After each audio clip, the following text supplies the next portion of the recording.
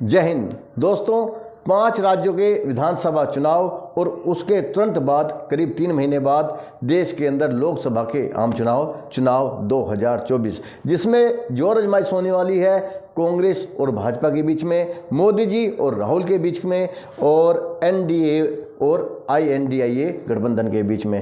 पहले बात करेंगे 5 राज्यों की बात, और जहां पर जो मैं बोलना चाहता हूं उसके बारे में सीधी बात करूं कि यहां पर भारतीय जनता पार्टी ने एक ऐसी गलती कर दी है जिसके चलते हुए ये 5 राज्यों में उसे भारी नुकसान उठाना पड़ सकता है।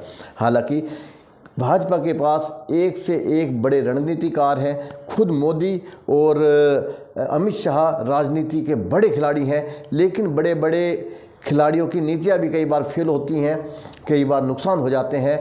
तो अभी जिस गलती की मैं एक चर्चा करने वाला हूं, उसे बताने से पहले एक छोटा सा उदाहरण मैं दूंगा। बात मैं कर रहा हूं विधानसभा चुनाव की, लेकिन उदाहरण मैं दे रहा हूं लोकसभा चुनाव का, और मेरे को पूरा विश्वास है कि इस उदाहरण से आप समझेंगे कि मैं क्या कहना चाहता हूं। दोस्तों, हमारे देश के अंदर 2 गठबंधन हैं जो इस समय बड़े मजबूत हैं, जिनमें से एक का नाम है NDA, जिसमें बड़ा घटक दल है BJP, जिसके मुखिया है मोदी जी और अमित शाह, और दूसरी तरफ है INDIA, जिसमें सबसे बड़ा घटक दल है कांग्रेस। उसके अलावा भी 24-25 और पार्टियां हैं।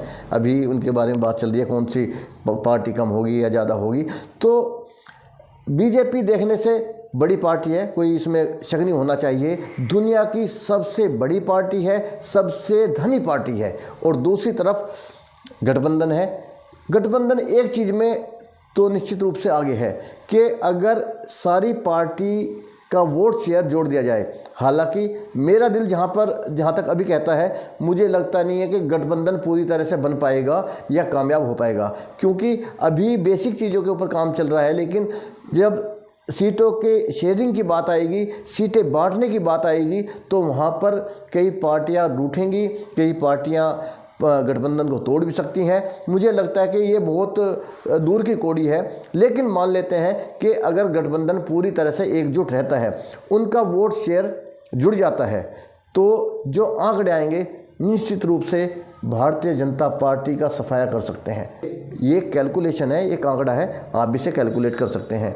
लेकिन भारतीय जनता पार्टी या NDA गठबंधन के पास एक जो तुरप का पत्ता है वो ये है कि एक बार के लिए मान लेते हैं कि गठबंधन जीत जाता है, इंडिया जीत जाता है, तो एक फिर वही कश्मकश चलेगी, एक संशय होगा, एक संदेह होगा कि इस गठबंधन का प्रधानमंत्री कौन बनेगा, क्योंकि इनके पास कोई भी प्रधानमंत्री का चेहरा नहीं है, और मोदी के टक्कर का चेहरा तो इनके पास कम से कम बिल्कुल नहीं है।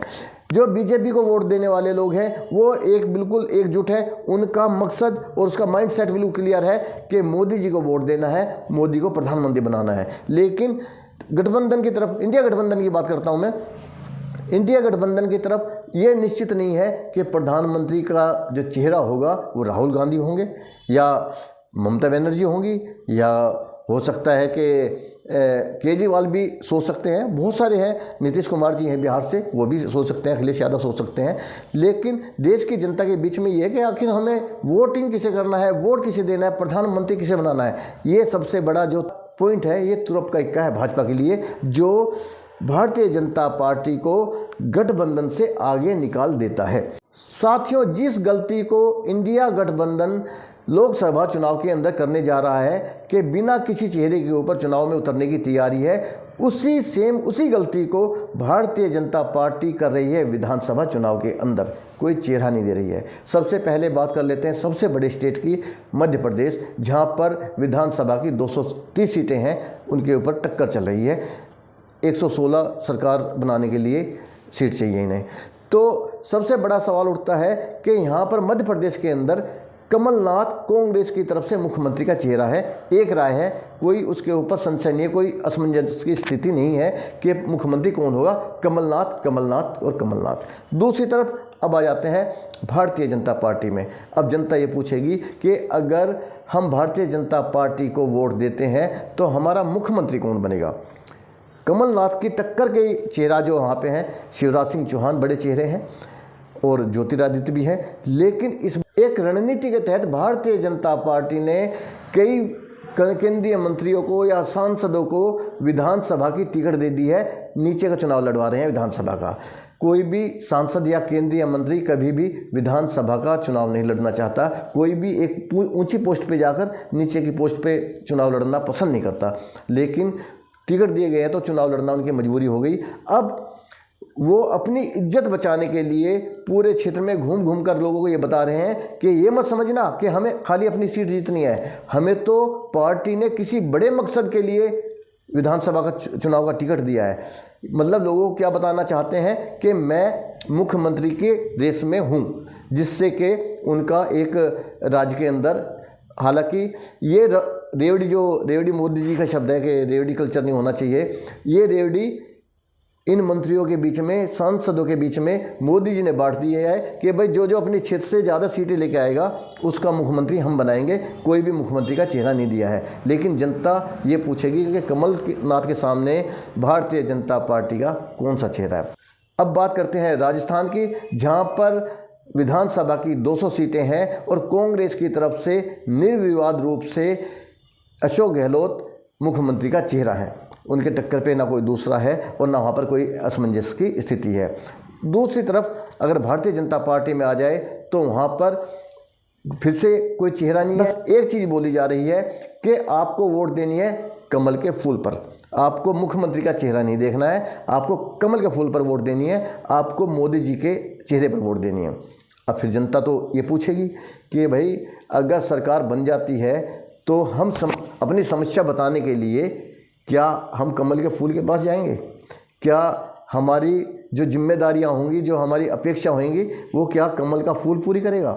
या फिर मोदी जी राजस्थान में आने वाले हैं, अब 5 राज्यों के चुनाव होने वाले हैं और किसी में भी भारतीय जनता पार्टी के पास कोई मुख्यमंत्री का चेहरा नहीं है, तो एक मोदी जी कौन कौन से राज्य में जाकर मुख्यमंत्री की जिम्मेदारी पूरी करेंगे या किस आदमी को मुख्यमंत्री पद पे बैठाएंगे, वो लोगों को पसंद आएगा या नहीं आएगा? तो असमंजस की स्थिति है। यहाँ पर भी भारतीय जनता पार्टी को सीएम चेहरे के अभाव में कहीं ना कहीं नुकसान झेलना पड़ेगा। अब बात करते हैं छत्तीसगढ़ की, जो इन 5 राज्यों में से 3 हिंदी भाषी राज्य हैं, उसमें से तीसरा है और सबसे छोटा है। छत्तीसगढ़ में 90 सीटें हैं। वहाँ पर कांग्रेस के मुख्यमंत्री डॉक्टर भूपेश बघेल हैं, आज की वर्तमान स्थिति में भी वही मुख्यमंत्री हैं। तो वहाँ पे भी भारतीय जनता पार्टी के पास कोई मुख्यमंत्री का चेहरा नहीं है। अब सोचने वाली और समझने वाली बात यह है कि जब लोगों को यही नहीं पता कि उन्हें किसे वोट देनी है, हमें हर आदमी तो मोदी जी के चेहरे पर वोट देना पसंद नहीं करेगा, हर आदमी तो कमल के फूल पे वोट देना पसंद नहीं करेगा। बहुत सारा एक बड़ा ऐसा वर्ग रहता है जो चाहता है कि हमें पहले से ही पता होना चाहिए कि हमारी वोट से मुख्यमंत्री कौन बनेगा। जिस तरह से लोकसभा चुनाव में हर कोई ये चाहता है कि मेरे को पता होना चाहिए, मुझे पता होना चाहिए कि मेरी वोट देने से कौन प्रधानमंत्री बनने वाला है। मैं वोट मोदी जी को दे दूं या फिर मेरे को राहुल गांधी को वोट देनी है या किसी, हर आदमी ये चाहता है कि मुझे पता होना चाहिए कि मैं किसे वोट दे रहा हूं। तो 5 राज्यों की बात करें तो किसी भी राज्य के अंदर भारतीय जनता पार्टी ने मुख्यमंत्री का चेहरा नहीं दिया है। मैं निश्चित रूप से कह रहा हूं कि इस बात का 5 राज्यों में नुकसान उठाना पड़ेगा। साथियों, आगे भी मेरे साथ बने रहने के लिए मेरे चैनल को सब्सक्राइब करें, साथ में बने हुए घंटी के निशान को क्लिक करना ना भूलें। जय हिंद।